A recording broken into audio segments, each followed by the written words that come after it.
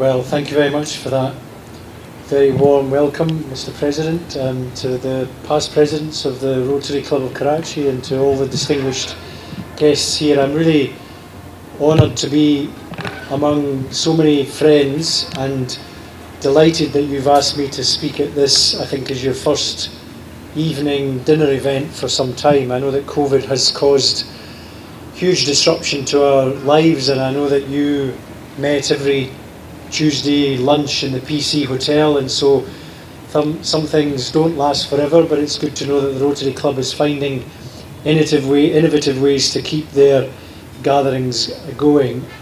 And I'm really delighted to be with the Rotary Club because I know what fantastic work that Rotarians across this country do, but I think the Rotary Club of Karachi really is phenomenal in terms of its philanthropic activity, whether it's the End Polio Now campaign or the work that you're doing with people to replace lost limbs or other healthcare or social development projects. It's really speaks volumes about the sort of philanthropic nature of the Pakistani individual and of the Rotarians themselves. So thank you very much for having me here this evening.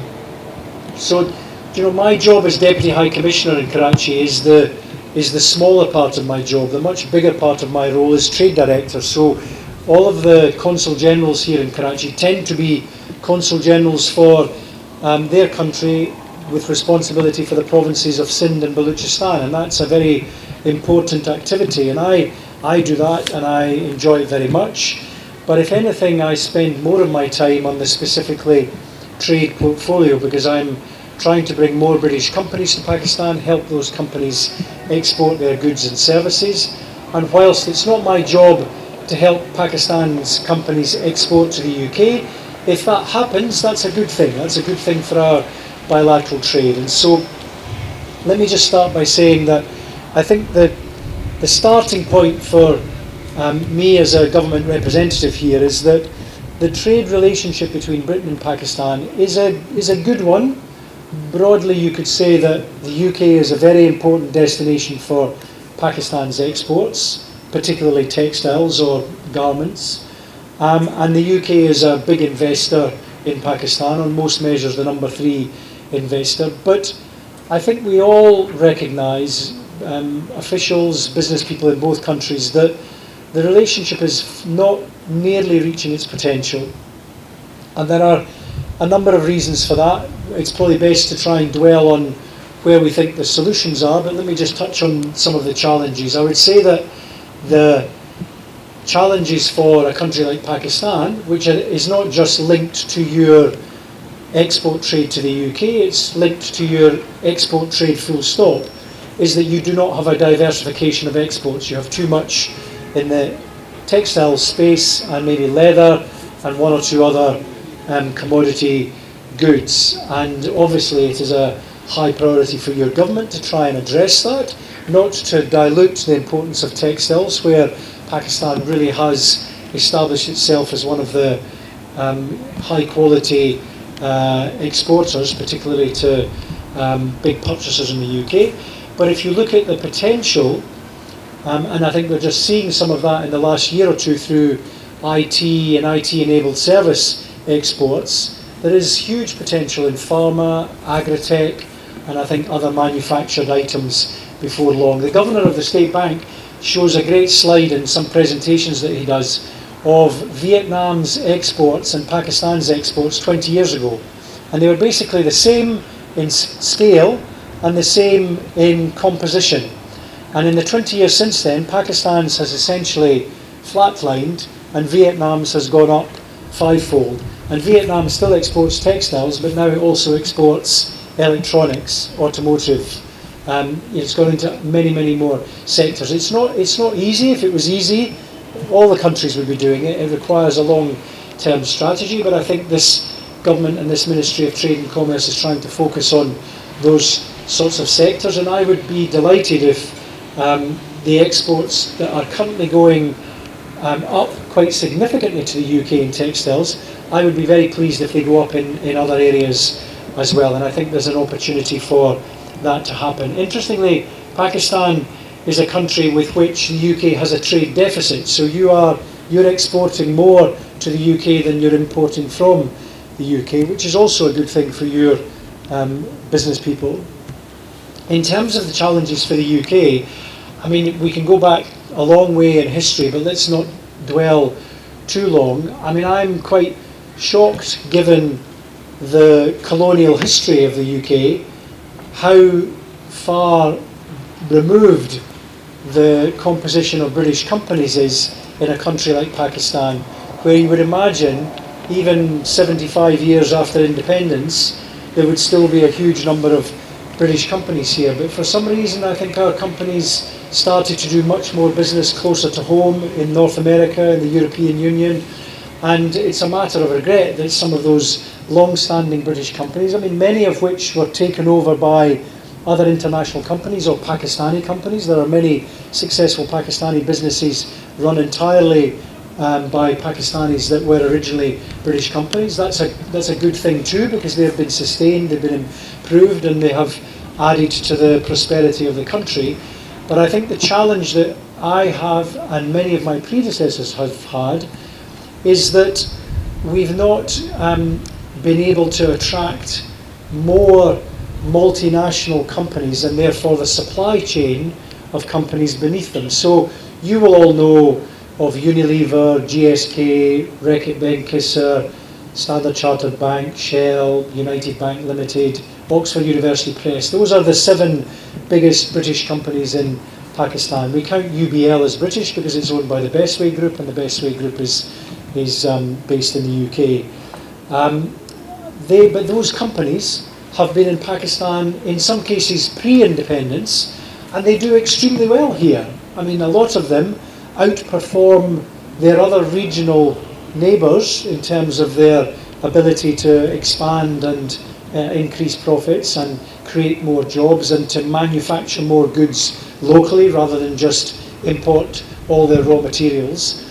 But I think the challenge is, how do we get more of those sorts of companies coming to Pakistan? And I have spent quite a lot of time telling UK firms that if they are only exporting to Belgium or the Netherlands, then probably Pakistan should not be the next destination.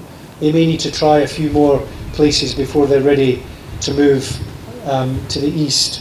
But if you're exporting to United Arab Emirates or Turkey or Indonesia or India, then you definitely should be exporting to Pakistan. Why would you not? Why would you not come to a country of 220 million people, forecast to go to 350 million, 2/3 of whom are under the age of 25, with a middle class that is already large and growing, that will increasingly demand better services, and if those services are not available, because of producers locally, they will want those goods brought in. So the opportunities, I think, here are phenomenal, and I think UK companies are missing a trick if they don't explore the market. Of course, we all know that Pakistan is not the sort of place that you would come to do business, make a quick buck and then go to another market. You need to come here with a long-term approach, and that pays dividends by finding the right route to market, thinking about the way you want to scale up, perhaps starting modestly. You do have to have a certain risk appetite, I think, to come to Pakistan, but the real game changer is when the business people actually visit and they see for themselves whatever their misperceptions were of Pakistan or whatever they'd heard about it. I think a lot of myths are debunked when they start to engage with the community. So it's very easy for me to say this because I've been living here for 2 years and I know how sophisticated a city Karachi is. But I tell British companies that there are any route to market you want. If you are just a direct exporter and you're wanting somebody to be your wholesaler or distributor, there are thousands of potential candidates. If you're looking for somebody to be potentially a joint venture partner, somebody who may want to invest with you in something, there are plenty of people we can introduce you to. If there are public sector tenders that you want to bid for and you're looking for expertise that will enhance your bid, there are a multitude of companies here who could do that. The key is to actually get them to come to see and taste the opportunity in the air, and then I think they start to understand the scale of the opportunity. And I hope that over time we will be able to convince more companies to come. It was shocking to me to find that in Pakistan we have only 180 British companies with a proper presence that you would describe as a sort of bricks and mortar presence in the country, whereas there are 5,000 British companies in Dubai. And that just doesn't make sense. Okay, a lot of those companies in Dubai will be one-man consultancies who are living there because of the quality of life and maybe doing business elsewhere, but a lot of them are in the Dubai because it's a good place to do business around the Gulf. And my question to them is, why are you not making a short hop to Pakistan to look at the opportunity in Pakistan when you're doing business in a region where the economy has been through a bit of a roller coaster? You're dependent on the oil price, which I think is also going to go through a bit of a roller coaster. And you can come to Pakistan where some of the big service sectors are booming. And so I hope we can make some inroads. Pre-COVID, we were bringing more missions and we had a lot of plans to do more in-person events. We've had to turn them into virtual gatherings, of course, but with Expo 2020 now confirmed to start in October, we are planning to do quite a lot of launch events at the British Pavilion in Dubai, and indeed we're hoping to do some events in partnership with Pakistan, where we can bring British companies from the UK, from Dubai, and bring Pakistan business people to do some networking and contact making. So I hope that will be another useful initiative. I think it's fair to say that some of the challenges that we've faced with British companies have been around things that are frankly outdated perceptions. So security is a very good example of that, where you know better than anybody what a difficult history this city has had with terrorism, domestic or international, and the progress that it has made over the last several years has been nothing short of extraordinary. I mean, to have an 80% reduction in deaths in such a short space of time, I'm not sure that has happened in any other city in the world, and I don't think necessarily the authorities and the people get the credit that they deserve for that. But it's striking that we still hear from companies, and it's not just British ones, I know that it's the same for a lot of Western companies, where they're invited to come, but their companies tell them, oh, but isn't Karachi too dangerous, or isn't Pakistan too dangerous? Even though the official government travel advice says differently, they are listening to their company, perhaps because of problems around insurance or whatever it might be. And that's another area that we are trying to address in a more concerted way. And I think, let's not pull any punches. Pakistan is not the easiest place to do business. So there are sometimes challenges here where companies have explored the market, thought they were about to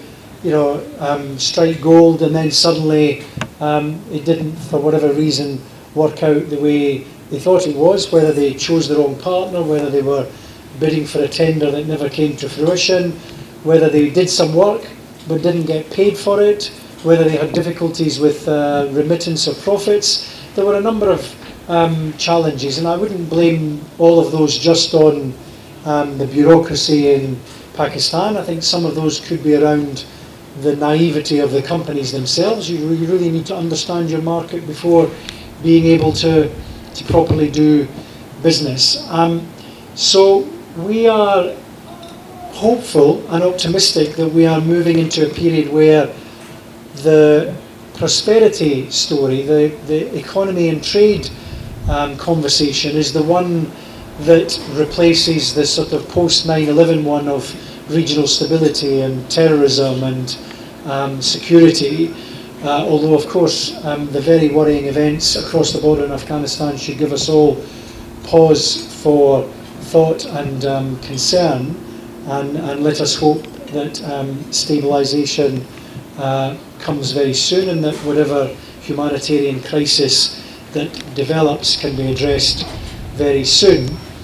But Afghanistan notwithstanding, look at the way that Pakistan has coped through 3 waves, now a 4th wave of COVID-19, when you consider how dreadful the impact has been on some of its regional neighbours. And whilst, of course, no country has got everything perfectly right, I think Pakistan has really worked hard to care for its citizens, get the vaccination programme speeded up, and start to do more testing. And I think it's a recognition of the resilience of the country when we look at how quickly corporate Pakistan particularly seems to be emerging. So if the numbers are to be believed, automotive is up, textiles is up, cement is doing well, construction is up. There are a lot of sectors in Pakistan that are growing very strongly. I know that's not the same for everybody. I know that if you ask the common man or woman on the street or the daily wage earner, it's still very tough, and that inflation and prices are a problem. But with the recent budget, if they hit their targets and FBR hit their revenue targets and economic growth hits 4.8%, then I think the opportunity for Pakistan in the years ahead is very strong. And the UK takes our relationship with this country extremely seriously. We see Pakistan, if you look at the UK's departure from the European Union, whether people voted to stay in the European Union or leave it, if you want to make a success of that departure, then you have to do more in countries like Pakistan. Otherwise, what would Brexit mean? It should mean coming to Pakistan and investing more here and bringing more businesses here and developing stronger relationships. And on that, I think we've got some fantastic foundations. So, I mentioned some of those large British companies that are already here. In the last period, British Airways have returned flights to Pakistan. Virgin Atlantic came last year. That's the only destination that Virgin went to during COVID. And they had a fabulous start in terms of the flights that they began. But obviously the schedules have had to reduce because of COVID. But I think they will bounce back very soon. And interestingly, when I tell you that out of those 21 British Airways and Virgin Atlantic flights from the UK to Pakistan, the most successful route is not London Heathrow Islamabad or London Heathrow Lahore, it is Manchester Islamabad.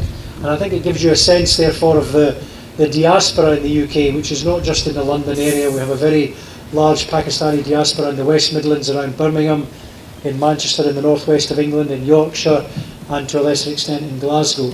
And we are determined to leverage that diaspora better. Ironically, the improving security environment has allowed more British Pakistanis to visit Pakistan for tourism in recent years. And of course, COVID meant that Pakistanis like you, who would normally go to the US and UK for your holidays, were not able to go to the US and UK, so you end up going to Hunza and Chitral and Natyagali and seeing how beautiful the north of Pakistan is, and realising what a wonderful landscape you have on your own doorstep. And I think British Pakistanis are the same, so they've realised there is a lot to offer within your own borders. So we think that is an entry point for more of the British diaspora to explore business opportunities here. Not just the British diaspora, bring the diaspora, you'll bring non-British Pakistanis here as well. And by the way, I do hope that one of British Airways and Virgin Atlantic will start schedules to Karachi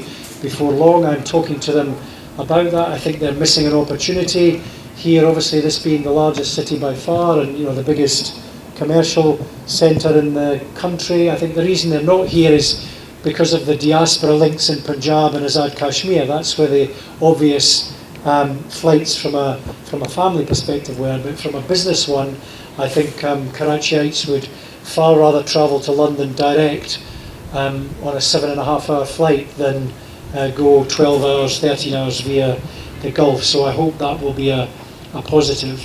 And then big events that are around the corner.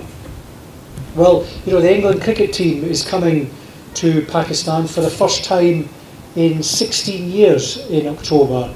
They are going to play, which is really good news. I agree, it's worth a round of applause although they didn't do very well again. So they were going to be playing in Karachi. Sadly, they've moved the games to Rawalpindi, but that will be a big event. Although it's only 2 T20s, I think it's a precursor to a longer, more sustained tour. And at the same time as the men's team is here, the England women's team is coming to Pakistan for the first time to play T20s and ODIs. So I think that will be a fantastic event, and again a tribute to the improved environment where more of the kind of cricketing nations are having their tours with Pakistan in Pakistan.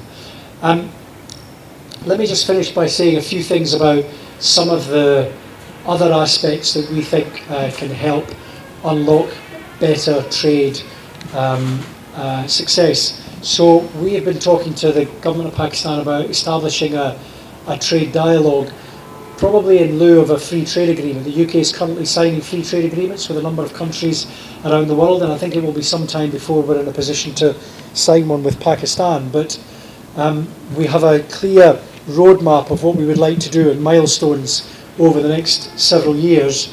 And I have talked to Razak Dawood about this and to the Federal Secretary at Trade and Commerce, and they are very enthusiastic to set up a ministerial-led trade dialogue, but that has a very kind of focused set of objectives between the UK and Pakistan, where we try and give each other's businesses better bespoke access to our markets. So what might that mean in practice? Well, at the moment, if any of you are in textiles, you will know that textiles exporters benefit from a scheme called GSP Plus, which was the scheme that we were in when we were in the European Union. That has rolled over from our departure from the European Union, but the UK is now going through a process where we will put in place a new system called the Enhanced Framework, and we are going through a process at the moment called the Developing Countries Trade Scheme, where the consultation process is open with a number of countries until I think the 12th of September, where we're asking countries, ministries and their stakeholders, i.e. the companies themselves, what do they want to see a future scheme look like? Because we would like to see it simplified, made more beneficial, and where there is already a very large proportion of exports from Pakistan arrive in the UK tariff-free and quota-free. We would like to see that enhanced, and so we think that's a very good beneficial scheme that will continue to serve exporters extremely well. But we are keen to see how can we attract more businesses from other sectors to the United Kingdom, and that's one of the aspects that Mr. Dawood will definitely want to put on the agenda. And for us in the UK, I think will want to address some of those issues that I referred to earlier. So some of the issues around regulatory problems. So to give you an example, anybody who knows the Drugs Regulatory Authority of Pakistan will know that it fixes the prices for literally thousands of products. And that's important for protection of consumers in a number of spaces, but there are a whole range of products that probably don't need to be on that list, where the market can just be left to fight fairly for the competition. And I think the Ministry of Trade and Commerce would like a lot of that list transferred to them, and I think we think that would be a good idea, and that would benefit consumers first and foremost, but also open up the sector to better competition. So tackling some of the regulatory issues that exist in Pakistan, and of course there's a big problem with counterfeit products in this country, so tackling that as well is something that we feel the government and its related agencies should take more serious action, and I think we would like to discuss how the UK can support in some of that. So I think watch this space for some of that. Some of the non sort of trade specific areas of opportunity though are worth looking at. So you will know that we have hitherto been a very large development partner of Pakistan. So our Department for International Development was our aid ministry, but it has now been merged with our foreign ministry, so it's now the Foreign Commonwealth and Development Office. And so we have some programs that are specifically designed for supporting the private sector in Pakistan, whether that is creating jobs or diversifying exports. So we've got a couple of big programs coming up on supporting companies that are addressing climate change issues, so renewables firms, where we might set up a special purpose vehicle buy into companies that have the opportunity to expand. A bit like Karandaz, I don't know if people are familiar with Karandaz, but that was a company that was set up by DFID and the Bill and Melinda Gates Foundation. It's entirely independently run, although we have a board seat, and it's been a very successful organisation investing in women entrepreneurs, giving microfinance and doing a number of different initiatives. And then we've got the Commonwealth Development Corporation, which is our development finance institution, which has increasingly started to invest in renewable energy projects. So it's invested in some wind power projects in Aroo. It's also investing in Jimpir. It's doing a solar power project in Punjab. They have about $250 million invested in Pakistan, but they would like to double that to $500 million in the next 18 months. So, if you have projects where you think they could be debt or equity partners, then I suggest you contact CDC. And then finally, I would just say UK Export Finance, which is the UK's credit guarantee agency, our credit agency, which is there to support lending for projects in Pakistan.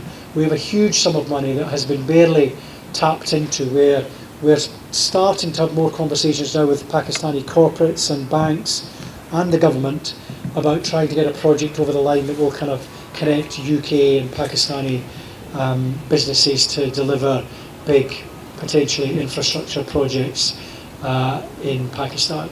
So look, I could talk at length, but I would be very keen to, I don't know if there's time for questions, but I'd be very keen to take any questions. Before I finish, let me just say one word about the overall COVID situation from a UK perspective. So many of you will be aware that the UK currently runs a traffic light system on green, amber and red, and that Pakistan sits on the red list and has been on the red list since I think March, or early April rather, and Pakistan is one of 60 countries on the red list. I mean, it's literally half the world is on the red list, and I think I know that there is disappointment that when there were changes made to the red list 2 weeks ago, and some countries were moved to amber, that Pakistan was not one of them, and I understand that disappointment and frustration.